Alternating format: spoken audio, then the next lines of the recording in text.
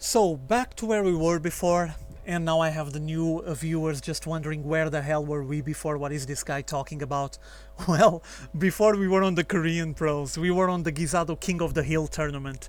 For the ones that never heard about it, I'm just gonna make a really brief summary. If you guys want to check it in detail, you can check some previous matches that I shoutcasted because I explained it there.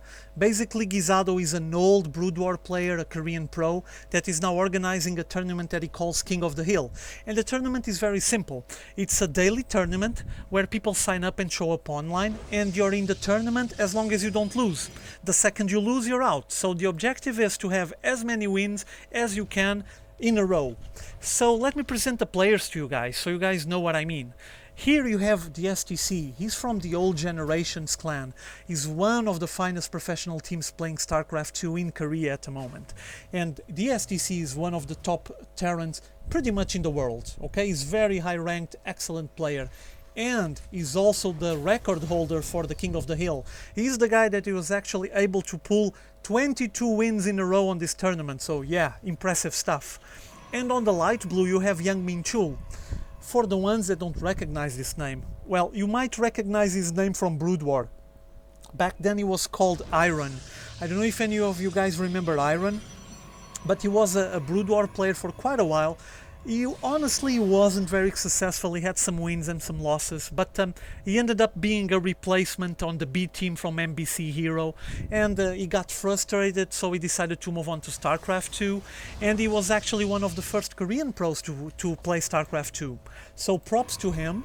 And now let me just tell you why is he here and why am I shoutcasting this match. Well, you might be thinking that, well, JangMinChul, IrOn, is not that good of a player and might be seeing just a crappy game. Well, that's not actually true, and I'm gonna try to explain why. First of all, JangMinChul has been offered the contract to play for OGS, for Old Generations team. So as we speak, he's a member of OGS. We're actually witnessing a battle between OGS members. First point on his favor, obviously. Then on another point on his favor.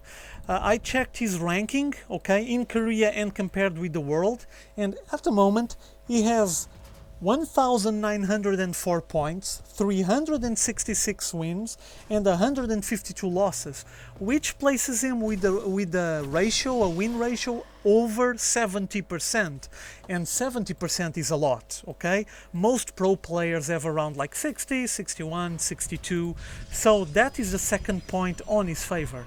And the third point that I'm gonna concede on his favor is that he just played on the GomTV GSL 2010, the biggest tournament ever. He got qualified for the final 64, and we're talking about a tournament with the final prize of $500,000 for the first place. I mean, can't get much bigger than this. And he was actually one of the 64 guys that got qualified. He played the pre-qualifiers, he eliminated all the guys that came up in front of him, and he was actually able to come up on TV and has his 15 minutes of fame.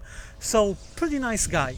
Pro player from OGS, very high ranked on his leagues, on his ladders, and awesome playing on TV, on GomTV. And the last reason I wanted to showcase this match to you guys, it's because he has a new strategy, a new build, a new unit composition that is actually starting to pop up on the tournament scene, and it's quite impressive. It's giving really good results. And look at the STC landing a factory on his opponent's base. Can he see it? No, he can. Awesome place. Look at this blind spot here. Really impressive. He's on a very nice place there. He's knocking on the door at the same time. And as you guys saw, he has that factory already building a Hellion inside the base, probably to try some arrest on the mineral line. Might be almost finished. Yeah, there it is, finished, going straight into the mineral line. Let's get the APM, see how they're going at the moment. And well, one kill, one Hellion all by itself on the mineral line usually doesn't give much of a result, because the defensive forces will come up and actually end up killing it. Like 3 aliens with infernal pre-igniters would be pretty cool, but well, you get what you get and that's it. One Hellion down, got shot, pretty much over. Factory lifting, guess like he wants to save the factory, at least for scouting purposes. But like I was saying, I wanted to show you guys a different unit composition that has been having quite some success on the high rank tournaments, and you guys might consider taking it or have a go at it. And here, as you can see on the STC side, is going for Banshees and preparing the cloaking field, and is actually already working out of one starport but building the second one. So he went racks into factory that he actually didn't use much, was just to make a Hellion and fly on his opponent's base, and straight into two starports. So let's see what kind of build will come out of this, what kind of unit composition. For now, he's just plenty of harass on the mineral line. He's trying to hold back JangMinChul as much as he can, though JangMinChul, as you guys can see, is already trying to pick up his natural expo. And as you can see, harvester count fairly close. The STC is a bit ahead, but he can also thank that to the Hellion that killed 3 probes and this Banshee that killed other 3. So he's trying to control economically JangMinChul, and with the same amount of harvesters and mules incoming, look at him boosting ahead. Every time he pumps the mules, that income of his starts skyrocketing. And here comes second Banshee with cloaking field, but there's an observer there controlling it. No chance. This wasn't the plan that STC had, I'm pretty sure of it. He's just falling back for now, changing again into the production tab. Okay, so he's working out of 2 starports. He basically skipped mech, he basically skipped the factory, and now he's getting 2 more racks, so 3 racks with 2 starports pumping. And for now what he has is Marines and Banshees. He has plenty of Banshees for now. Well, not plenty, like 2, but this early in the game is actually pretty decent. And both of them already have the cloaking field. He might decide to go for some kind of a harass, but seems that like for now he's just gonna pick up his natural expo as well, probably trying to balance the income so he doesn't allow JangMinChul to just step ahead. And as you can see, yeah, fairly balanced, even having a little bit less harvesters, but I mean it's only 3, it's not much of a gap. Meanwhile, the STC is getting 2 more Banshees, so he's kind of like making a Banshee squadron, and took his time to repair these 2. Look at the SCVs repairing it.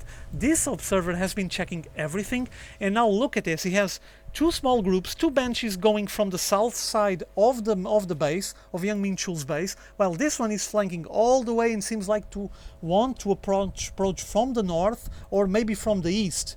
Let's see what they're gonna do. And there's already the factory still flying around, not scouting much at the moment.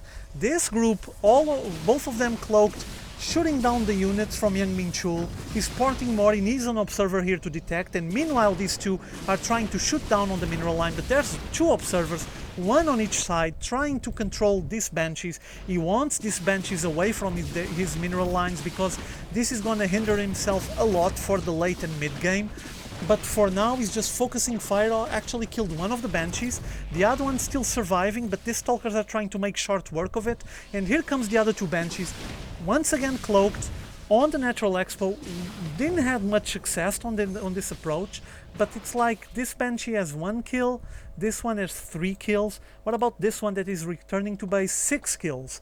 So harvester count, yeah, he's pulling a bit ahead, not much, but JangMinChul is actually getting forced to pump more probes where he could be doing something else, so he can maintain the number of harvesters on a fairly balanced number and keep the income going onto his side. Or else, with all these probes that he already lost, he might just be way back on the income if he didn't keep producing more.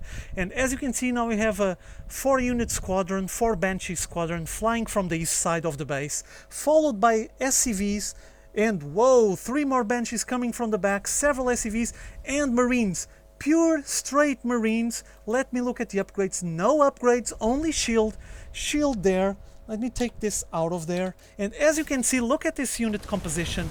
Cloaked Banshees with straight Marines, no Marauders, no nothing.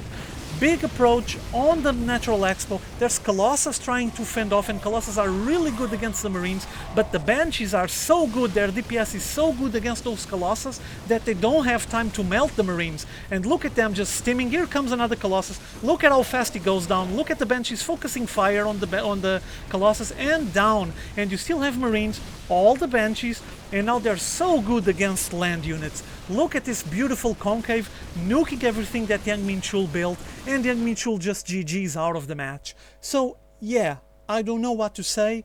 It's this simple. It's Marines with Banshees. Marines with shields, stim obviously, and Banshees with cloak. And I already seen this on some of the highest tournaments on the last week. Several Terran players using this. So consider trying it, okay? Because you saw how fast he did the short work out of JangMinChul. Well, I hope you Terran players enjoyed it, because it might not last for longer. People will start finding ways of defending against this. Not gonna nag you more about it. Hope you guys enjoyed this short game. Enjoy, have fun.